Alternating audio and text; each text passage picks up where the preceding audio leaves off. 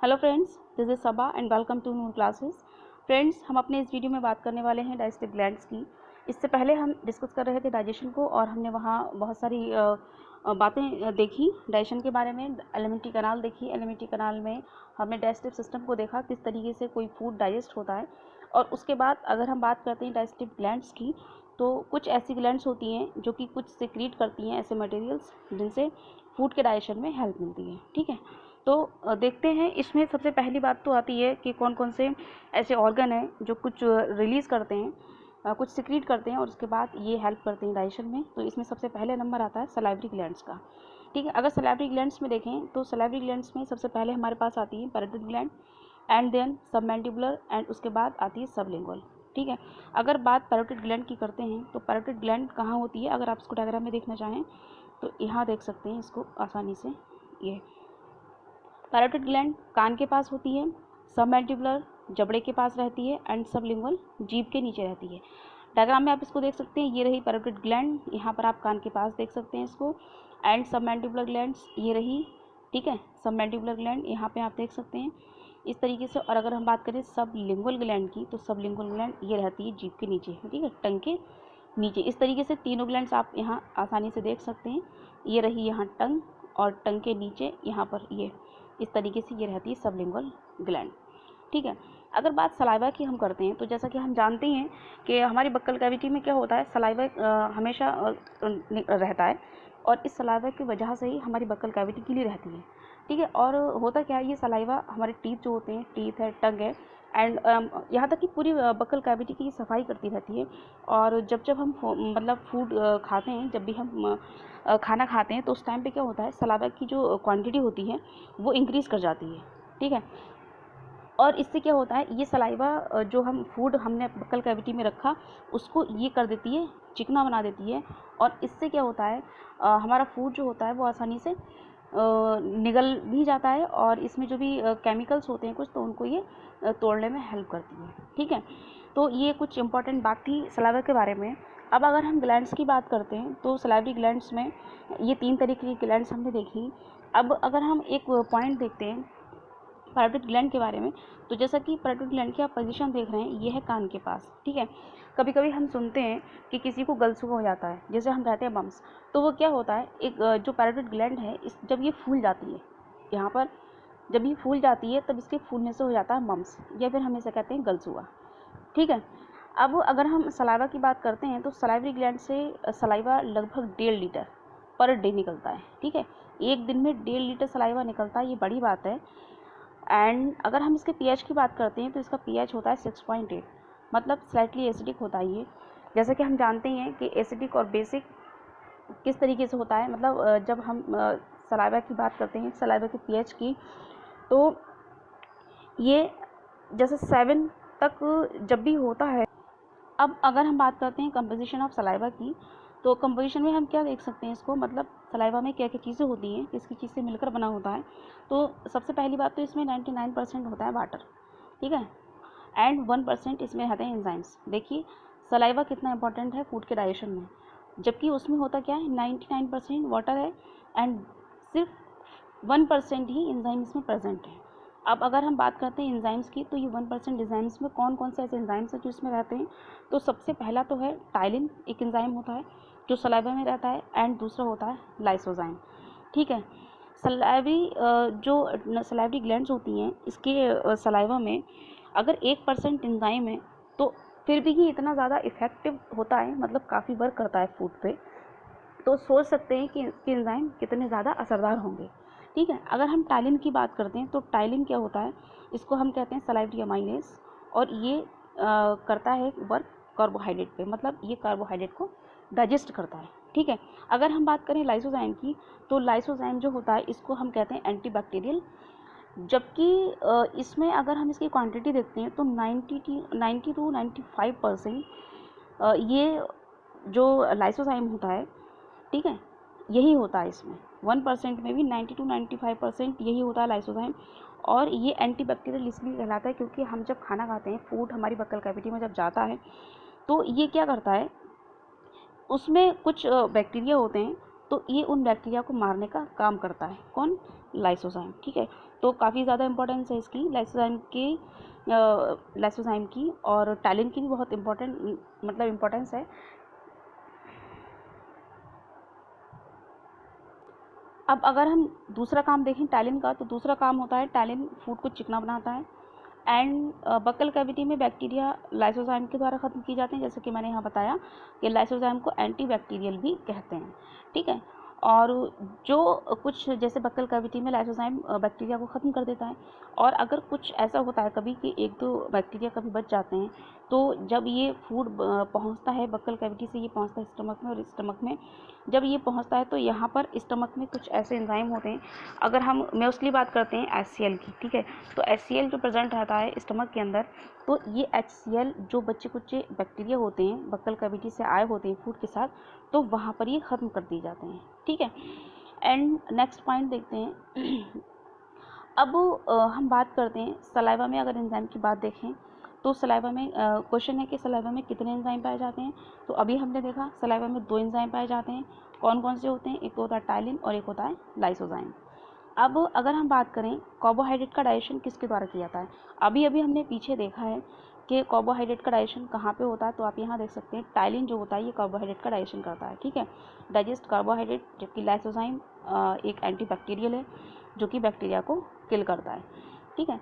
तो वही क्वेश्चन है कि कार्बोहाइड्रेट का डाइजेशन किसके द्वारा किया जाता है, तो ये टाइलिन के थ्रू किया जाता है।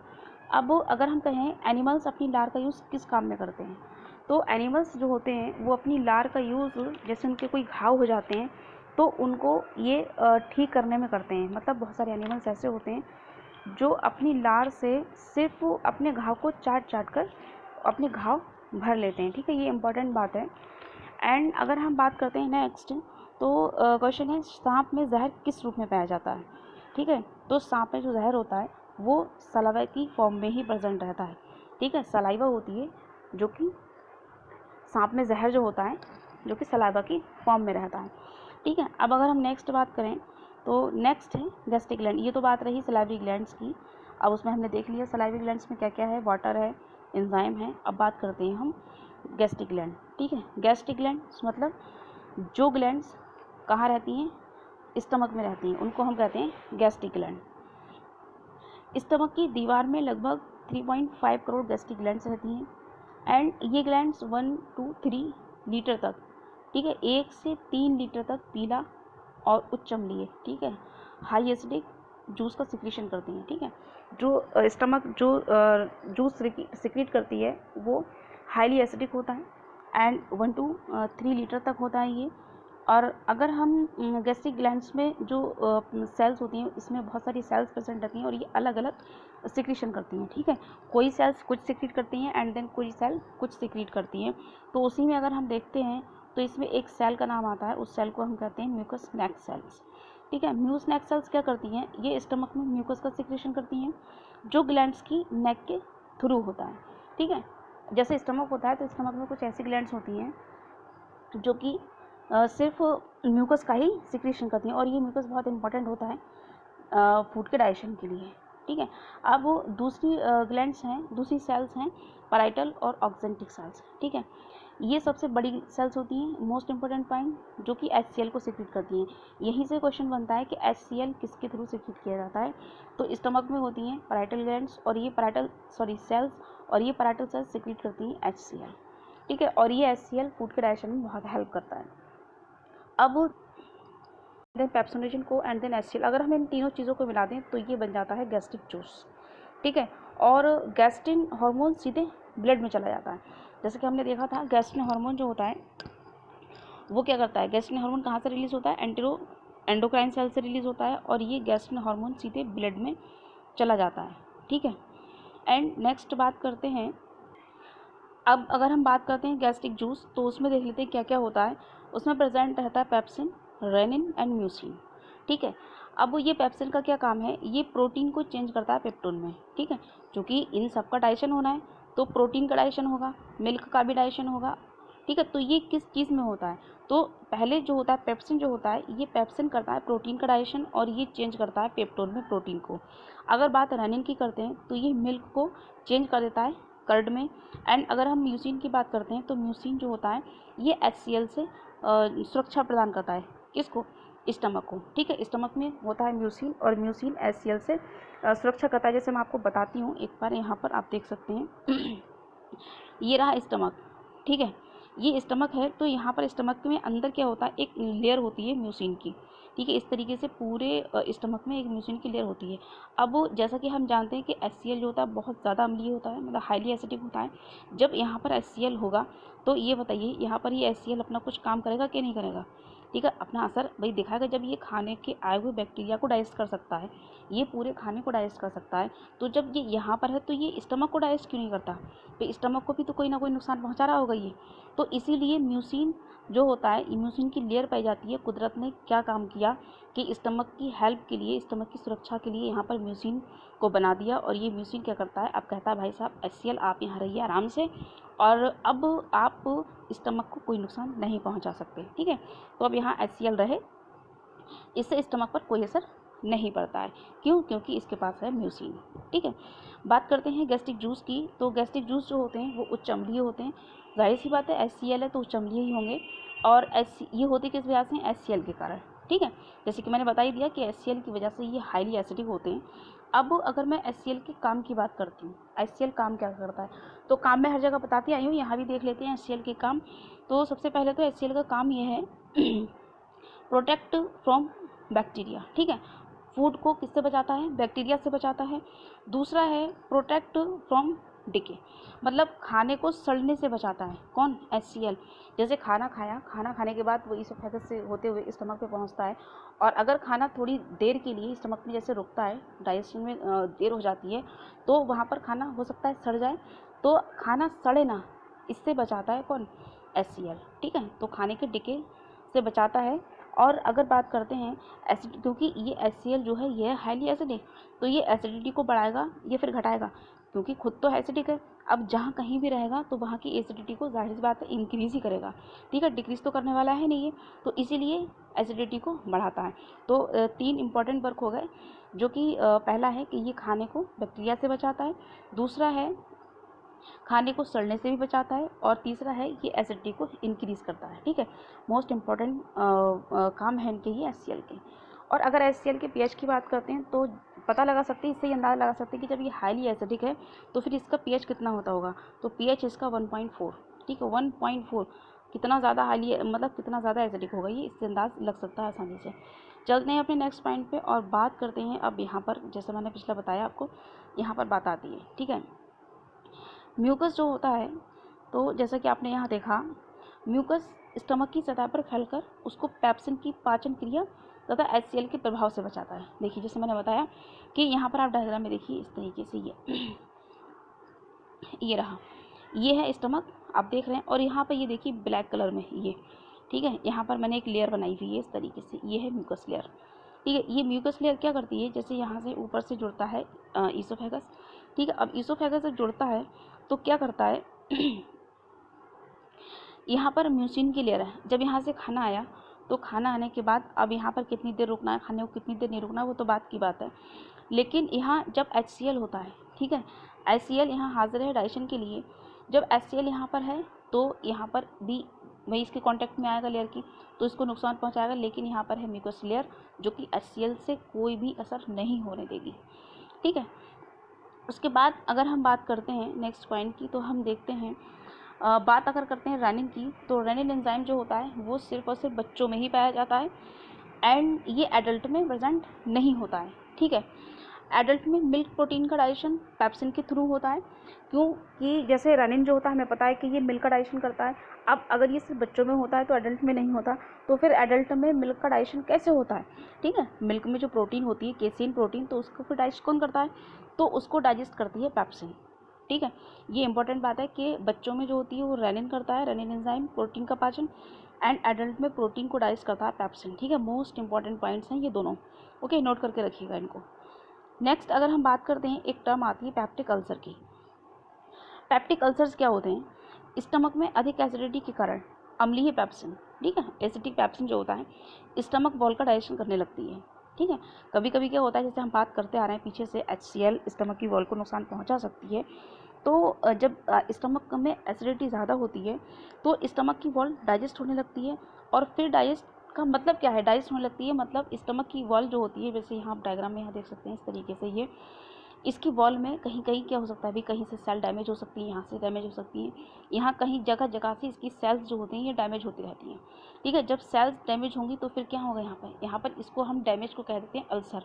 ठीक है, और यही कहलाते हैं पेप्टिक अल्सर। ठीक है, यही अल्सर कहलाते हैं पेप्टिक अल्सर, और ये पेप्टिक अल्सर को हम कह देते हैं नासूर। ठीक है, नासूर बन जाते हैं ये, फिर हम इनको कह देते हैं पेप्टिक अल्सर। किस वजह से होते हैं, इम्पॉर्टेंट पॉइंट है कि ये होते हैं HCl की वजह से। और HCl क्यों करता है ऐसा, क्योंकि HCl होता है एसिडिक, हाईली एसिडिक होता है, और ये एसिडिटी की वजह से ही स्टमक की वॉल में अल्सर हो जाते हैं। ठीक है, अगर हम बात करते हैं नेक्स्ट पॉइंट की, तो नेक्स्ट पॉइंट है स्टमक में हाफ डाइजेस्टेड फूड कायम कहलाता है। जैसे इसोफेगस से खाना आया, फूड आया और ये पहुंच गया स्टमक में। ठीक है, स्टमक में पहुंचने के बाद यहाँ पर फूड डाइजेस्ट होता है।